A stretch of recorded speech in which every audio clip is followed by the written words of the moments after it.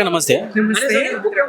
1952లో 7 మందిని రక్తం కళ్ళదూసిన కాంగ్రెస్ పార్టీ, 1969లో 369 మంది రక్తం కళ్ళదూసిన కాంగ్రెస్ పార్టీ మలిదశ ఉద్యమంలో కూడా 1200 మందిని బలి తీసుకుంది.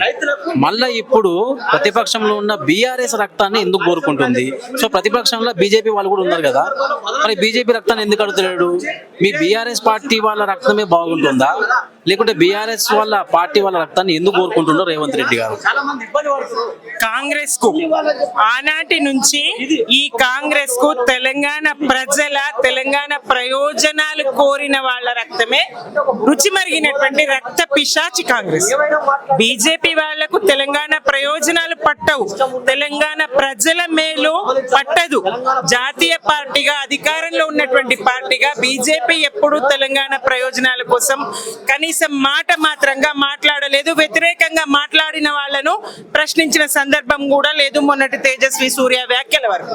ఇక బీఆర్ఎస్ గా టీఆర్ఎస్ గా కేసీఆర్ మలిదశ ఉద్యమాన్ని నిర్మించి తన ప్రాణాలనే ఇవ్వడానికి సిద్ధపడ్డ మహానేత కేసీఆర్ గారు పదవుల్ని పదే పదే గడ్డిపూసల్లాగా వదిలేసి ప్రపంచ చరిత్రలో ఒక కాజ్ కోసం, ఒక రాష్ట్ర ఏర్పాటు కోసం అన్నిసార్లు పదవులను త్యాగం చేసినటువంటి ఏకైక మహానేత దార్శనికుడు కేసీఆర్ గారు.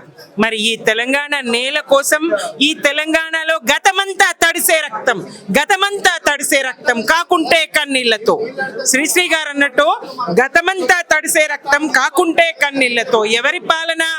వలసవాదుల పాలన, కాంగ్రెస్ పాలన. ఈ రక్తంతో తడిసినటువంటి తెలంగాణ నేలలో మరి నీళ్లను బారించిండు. ప్రాజెక్టుల నిర్మాణం ఏళ్లకేళ్లు పడావు పెట్టి తెలంగాణను నత్తనడకన ప్రాజెక్టులను నిర్మాణం చేయకుండా టేలెండ్తో ప్రాజెక్టులు మొదలుపెట్టి, ప్రాజెక్టు కడితే కాలువలు కట్టరు, కాలువలు తవ్వితే ప్రాజెక్టులు కట్టరు. ఇది వాళ్ళ పాలన. ఎండబెట్టిండ్రు, పడావు పెట్టిండ్రు. తలాపున గోదావరి వాడుతుంది, కాలి అందల్లాగా కృష్ణవేణి ఉంటది. మరి పరివాహక ప్రాంతం తెలంగాణది ఎక్కువ ఉంటది. బిరబిర కృష్ణమ్మ ఆంధ్రకు తరలిపోతుంది. ఆ తలాపున వారి గోదావరి తెలంగాణను గొడ్రాలిని చేస్తుంది.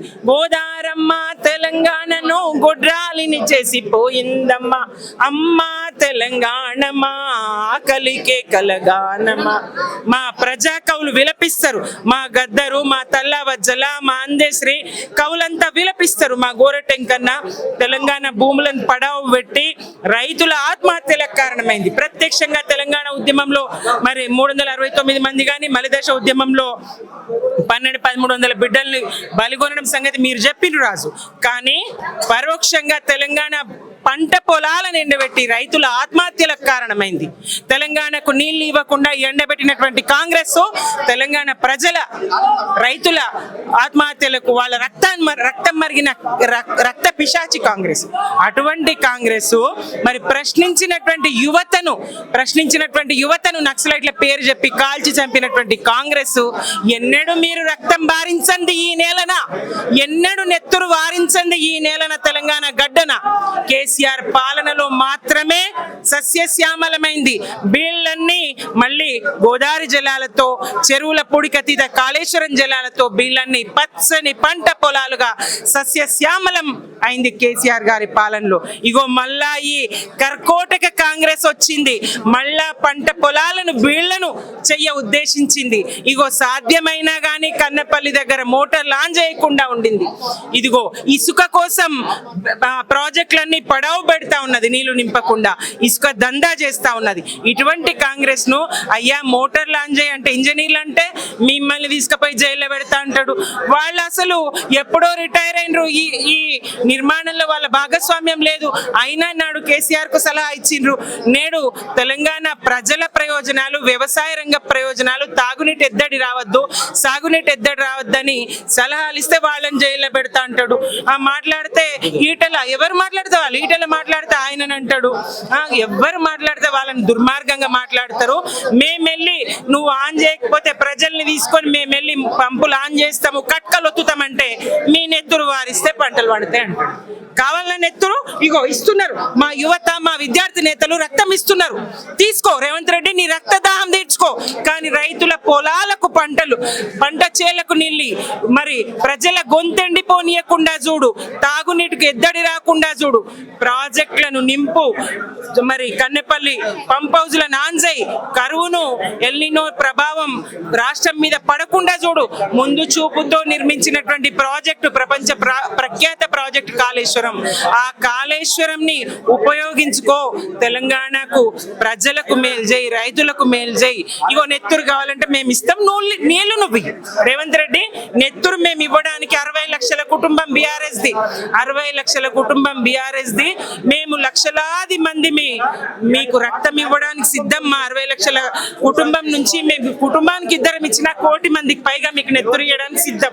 మీ రక్తదాహం తీర్చుకోండి, కానీ వీళ్ళు పడనియకండి, పంటలు పండనివ్వండి, గొంతులు ఎండనివ్వకండి, నీళ్లు దాగనివ్వండి, నీళ్ళు ఇవ్వండి రేవంత్ రెడ్డి గారు.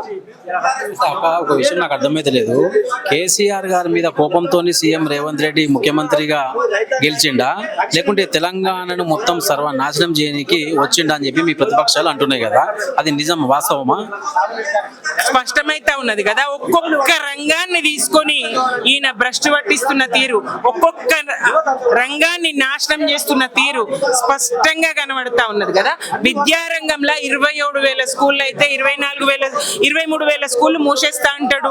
మరి ఎట్లా స్కూళ్ళు మూసేస్తే తండాలో స్కూల్ ఉండద్దా, గూడెంలో స్కూల్ ఉండద్దా, దళితవాడలో స్కూల్ ఉండద్దా, ఏ స్కూల్ బీసీలకు స్కూల్ ఉండద్దా, స్కూల్ ఎక్కడ మరి 4,000 స్కూళ్ళు ఎట్లా మరి మొత్తం విద్యారంగానికి స్కూళ్ళు అందించే విధంగా ఉంటాయి.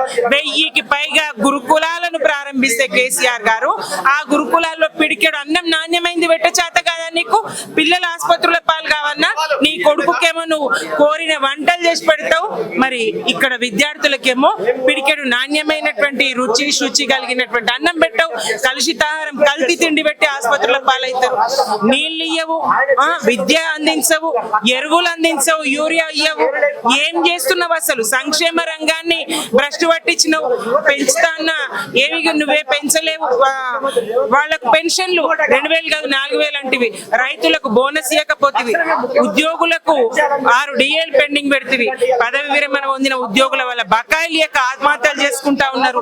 ఒక్క రంగమని కాదు, చెప్తే భారతం రాస్తే రామాయణం. వీళ్ళ విఫలం, కాంగ్రెస్ వైఫల్యం ఒడవని కథ.